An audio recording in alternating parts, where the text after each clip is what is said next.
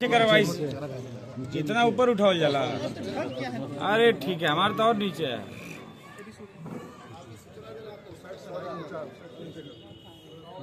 Sir आज दो बच्चों को सम्मानित किया गया है, क्या खेल था और क्या कहना है? स्टेट लेवल की चेस कंपटीशन हुई थी सीतापुर में। मुझे ये जानकारी मिली लखनऊ से स्पोर्ट्स डिपार्टमेंट से कि देवरिया की दो बच्चियां हैं, आवेना और आदिका। इन दोनों बच्चियों को शतरंज में मेडल मिला है। दोनों बच्चियों ने बहुत अच्छा परफॉर्मेंस किया। मुझे कौतूहल हुआ कि भाई अब देवरिया की बच्चियाँ हैं और हम लोग आमतौर पर जो भी बच्चे देवरिया के बाहर अच्छा प्रदर्शन करके आते हैं स्टेट लेवल पर नेशनल लेवल पर, तो उनको हम सम्मानित करते हैं। मुझे जब पता चला आवेना और आदिका के बारे में तो जानकारी तो पता चला कि वो यहाँ के जिलाधिकारी हैं श्रीमती दिव्या मित्तल। उनकी दोनों बेटियाँ हैं। मैंने उनसे कहा कि ये बेटियाँ देवरिया से निकली हैं, देवरिया में उन्होंने चेस सीखी है और देवरिया की मिट्टी से निकल के जाके उन्होंने चेस कॉम्पिटिशन में बहुत अच्छा प्रदर्शन किया है। लिहाजा ओलंपिक संघ यहाँ का चाहता है कि उन बच्चियों को सम्मानित किया जाए।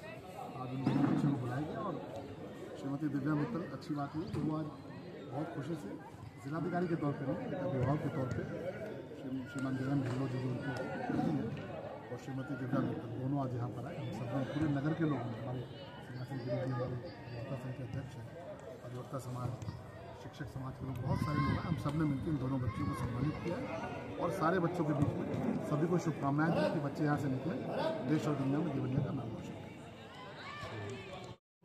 आज प्रशासनिक अधिकारी के तौर पर नहीं, एक अभिभावक के तौर पर, एक माँ के तौर पर यहाँ पधारी श्रीमती दिव्या मित्तल जी, हमारे विशेष अतिथि के तौर पर पधारे श्रीमान मित्तल जी, श्री गगनदीप सिंह मित्तल जी, सॉरी ढिल्लो जी, मेरी पहली मुलाकात है।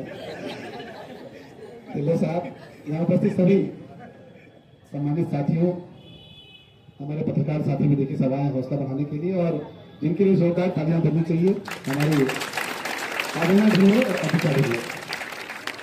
इन बेटियों ने निश्चित तौर पे, दोनों बेटियों ने सबका मान बढ़ाया है और मुझे तो बहुत दिलचस्प वाकया हुआ। हम लोग बैठक में एक बैठे हुए थे, सरकारी बैठक में, और उस बैठक में जब ये बच्चे जीत के आए वहां से, सीतापुर में ये टूर्नामेंट हुआ, मुझे पता चला, लखनऊ से पता चला कि देवरिया की दो बच्चियों ने बहुत शानदार परफॉर्मेंस किया है चेस कंपटीशन में।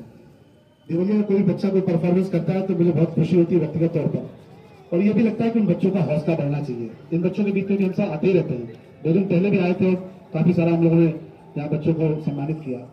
तो मैंने अपने सहयोगियों से कहा कि ये 2 बच्चियां हैं। जब नाम मैंने पढ़ा तो मुझे लगा कि ज्यादातर लोगों को तो मैं जानता हूँ, ये बच्ची कहाँ की है दोनों। तो मैंने अपने सहयोगियों से कहा जरा पता करो कि बच्चियां कहाँ की है, दोनों को बुला के हमें सम्मानित करना है।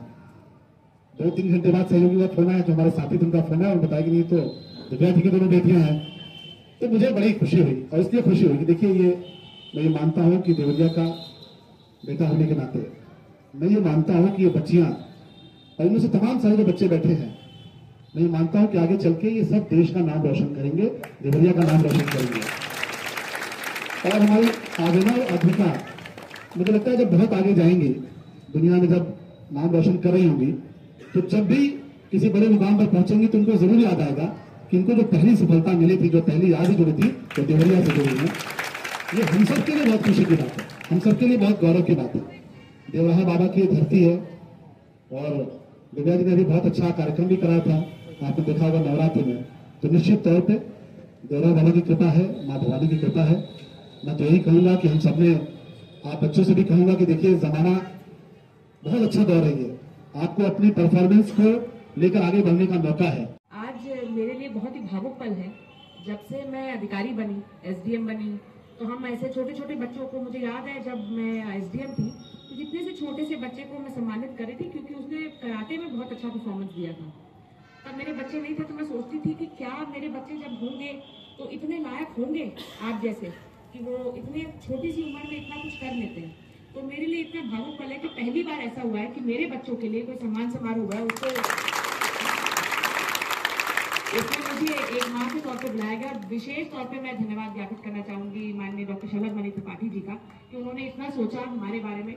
थोड़ा सा हमने मजाक भी इनके साथ किया, इन्होंने जिस बताया हमको, हम एक सरकारी बैठक में बैठे थे और इन्होंने ये जो वाक्य सुनाया वही हमें सुनाया कि हमने कहा कि भी पता कीजिए कौन बच्चियां हैं, तो इनको पता चला कि डीएम की बेटियां हैं। तो मैंने कहा तो क्या फिर आप नहीं करेंगे?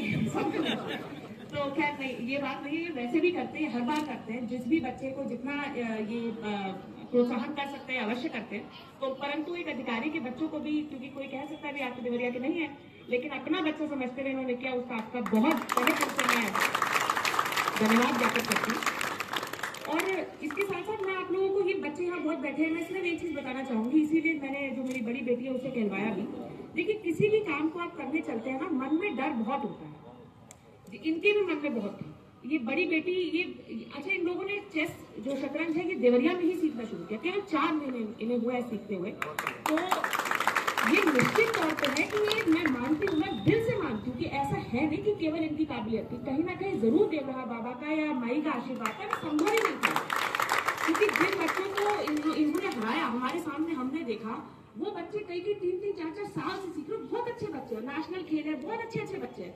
तो सिर्फ इंसान की काबिलियत में नहीं था कि ऐसा हो पाए। तो कहीं ना कहीं देवरिया की धरती का और देवरिया का मिट्टी का आशीर्वाद बहुत रहा इनके साथ। तो देवरिया का भी मैं बहुत हृदय से धन्यवाद ज्ञापित करती हूँ।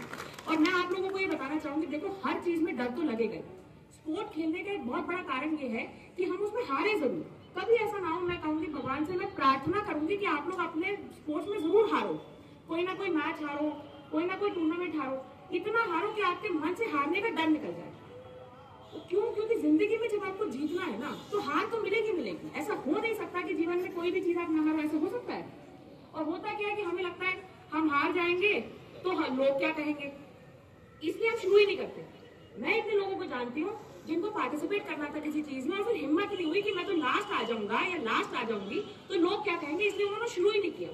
तो अगर बचपन से आप लोग जैसे खेल रहे हो, हारोगे तो आपको डर ही नहीं लगेगा। अरे हारे तो क्या हुआ, हार जीत तो खेल का हिस्सा है। मैं कहूंगी खूब हारो और उसके बाद और मेहनत करो और उसके बाद सब जीत लो। क्योंकि जब तक हारोगे नहीं तो जीवन की जीत जो है, जो आप लोगों की सुनिश्चित किरदार है ना, ये तो अभिन्न अंग है। इन लोगों ने बताया डरे, मैं इतना डर रही थी।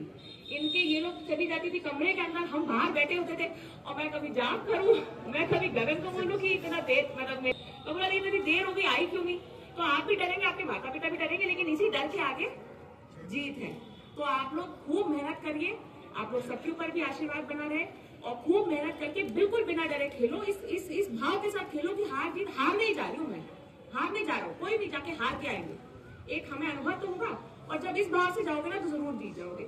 और मेरी माता से प्रार्थना है कि आप सभी के ऊपर आशीर्वाद बनाए रखें। आप सब लोग जो आज यहाँ पे मेरी बेटियों को आशीर्वाद देने के लिए आए, आपका बहुत बहुत धन्यवाद।